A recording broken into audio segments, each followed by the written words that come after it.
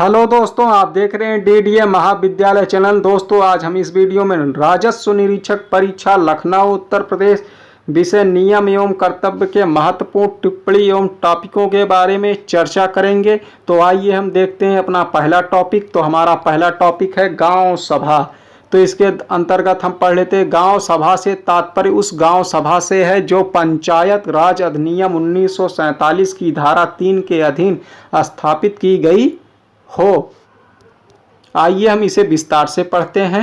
गांव सभा का गठन ऐसे राजस्व ग्राम रेवेन्यू विलेज से किया जाएगा जिसकी जनसंख्या 1000 से कम ना हो। इसमें एक से अधिक ग्राम भी सम्मिलित हो सकते हैं जिनको राज्य सरकार पंचायताज अधिनियम की धारा 3(1) के अधीन गजट में प्रख्यापित करे। 1000 से कम जनसंख्या वाले ग्रामों को पड़ोसी ग्रामों से मिलाकर गांव सभा बनाई जाती है। यह निगमित संख्या है जो वैधानिक रूप से व्यक्ति की संज्ञा में आती है। यह औरों पर वाद चला सकती है तथा अन्य व्यक्ति इस पर वाद चला सकते हैं।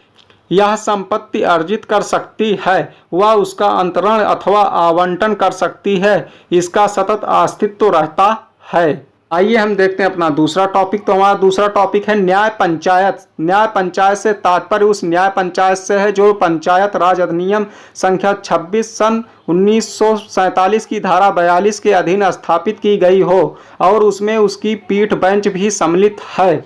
और इसके अंतर्गत लिखा हुआ न्याय पंचायत की स्थापना राज्य सरकार या नियत प्राधिकारी जिले को मंडलों में विभक्त करेगा और प्रत्येक मंडल में गांव सभाओं के सभी गांव सम्मिलित होंगे। जो गांव सभाएं मंडल में सम्मिलित हों ऐसा मंडल न्याय पंचायत क्षेत्र कहलाएगा। ऐसे मंडल में 5 से 14 गांव पंचायतें सम्मिलित होंगी। और इसी में दूसरा टॉपिक करके लिखा है। आइए इसे पढ़ लेते हैं। न्याय पंचायत के पंचों की संख्या। न्याय पंचायत में पंचों की संख्या न्यूनतम 10 और अधिकतम 25 होगी जो प्रत्येक गांव सभा से आबादी के अनुसार लिए जाएंगे। व्यवहार में 5 से 14 गांव सभाओं की एक न्याय पंचायत कार्य करती रहेगी किंतु पंचों की संख्या कुल संख्या के 2/3 से कम ना होगी।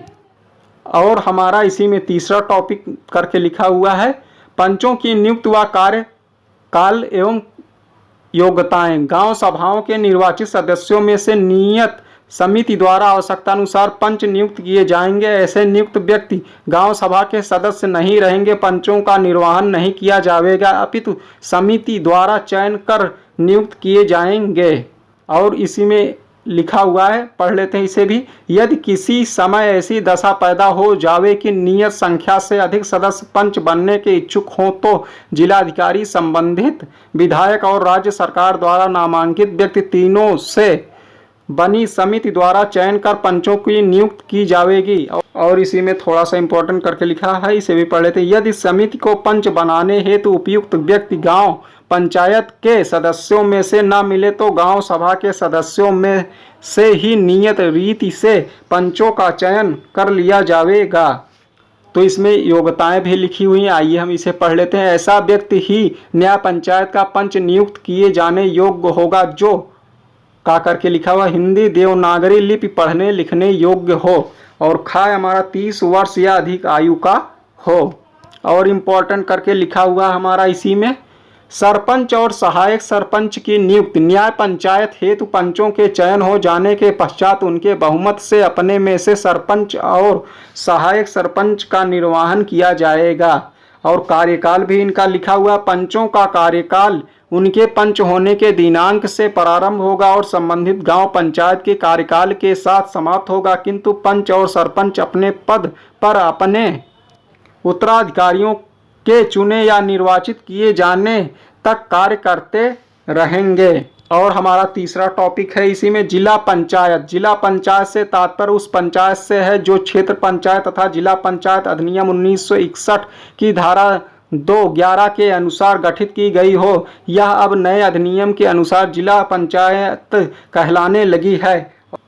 तो हमारा चौथे नंबर पर है ग्राम विलेज। ग्राम की परिभाषा जमींदारी विनाश अधिनियम की धारा 3(25) में दी गई है जो नीचे दी गई है। आइए हम इसे पढ़ लेते हैं। ग्राम का तात्पर्य किसी ऐसे स्थानीय क्षेत्र से है चाहे एक चका हो या अन्यथा जो संबंधित जिले के राजस्व अभिलेखों में ग्राम के रूप में अभिलिखित हो और इसमें वह क्षेत्र भी सम्मिलित है, जिसे राज्य सरकार नियत रीति से गजट में प्रकाशित करके सामान्य या विशेष आदेश द्वारा ग्राम होना घोषित करे। और नंबर 5 पे हमारा है मानक गाटा। नेक्स्ट टॉपिक था हमारा मानक गाटा। आइए इसको भी पढ़ लेते हैं। मानक गाटा से तात्पर्य कटक के उस सर्वोत्तम गाटे से है जो सहायक चकबंदी अधिकारी द्वारा चकबंदी समिति के परामर्श और गाटे की मिट्टी के संघटकों प्राप्त सिंचाई सुविधाओं, आबादी व सड़क से निकटता आदि बातों का ध्यान रखते हुए निर्धारित किया जाता है। यह कटक के अन्य सभी घाटों के विनियम अनुपात निर्धारित करने का आधार होता है। कटक के सभी घाटों का पैसा मूल्यांकन करने से पूर्व मानक घाटा निर्धारित कर लिया जाता है। अन्य घाटों का मूल्यांकन मानक घाटे से तुलना करते हेतु किया जाता है। इनको 10 नए पैसों के अंतर में नियत करते हैं। हमारा अगला टॉपिक है फर्द मुताबिकत। तो इसके अंतर्गत पढ़ लेते हैं। चकबंदी प्रक्रियाओं के अंतिम चरण में जो चा आकार पत्र 40 में एक रजिस्टर 2 प्रतियों में गाटा संख्या के क्रमानुसार अस्थायी रूप से रखे जाने हेतु तैयार किया जाएगा। प्रत्येक पुराने गाटों में से कौन कौन से नए गाटे बने हैं का विवरण इसमें होता है। जब इसकी तैयारी की जाती है तो नया क्रमांक पहले कॉलम में तथा पुराने गाटे बाद के कॉलम में लिखे जाते हैं। इसके एक प्रति लेखपाल के पास तथा दूसरी प्रति जिला मुख्यालय के अभिलेखागार में रखी जाती है। तो आइए हम देख लेते हैं अपना नेक्स्ट टॉपिक। तो हमारा 7वां टॉपिक है जोत। जोत का तात्पर्य भूमि के ऐसे भाग अथवा भागों से है जो किसी खातेदार द्वारा अकेले अथवा अन्य खातेदारों के साथ संयुक्त रूप से या संयुक्त रूप में एक खाते के अधीन अंकित हो। धारा 3 गा के अनुसार। हमारा नेक्स्ट टॉपिक है 8वां धार्मिक प्रयोजन। धार्मिक पूजा, शिक्षा अथवा सेवा या धार्मिक कृत्यों के पालन से संबंधित है। प्रयोजन सम्मिलित होंगे। धारा 3 ब्रैकेट में 3 जाबी अधिनियम। 9 प्रतिकर अधिकारी।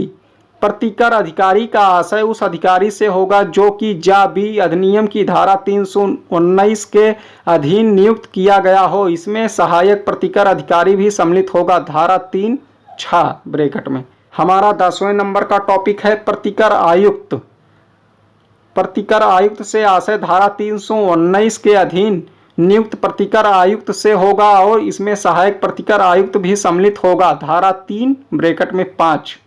11वां टॉपिक है चकबंधीकृत क्षेत्र। चकबंधीकृत क्षेत्र से तात्पर्य उस क्षेत्र से होगा जिसके संबंध में उत्तर प्रदेश जोत चकबंदी अधिनियम 1953 की धारा 36 के अंतर्गत अंतिम चकबंदी योजना प्रचलित हो गई हो और उस क्षेत्र के संबंध में उक्त अधिनियम की धारा 6 के अधीन उस अधिनियम की धारा 4 के अंतर्गत जारी की गई विज्ञप्ति रद्द न की गई हो। धारा 3 छाका के अनुसार।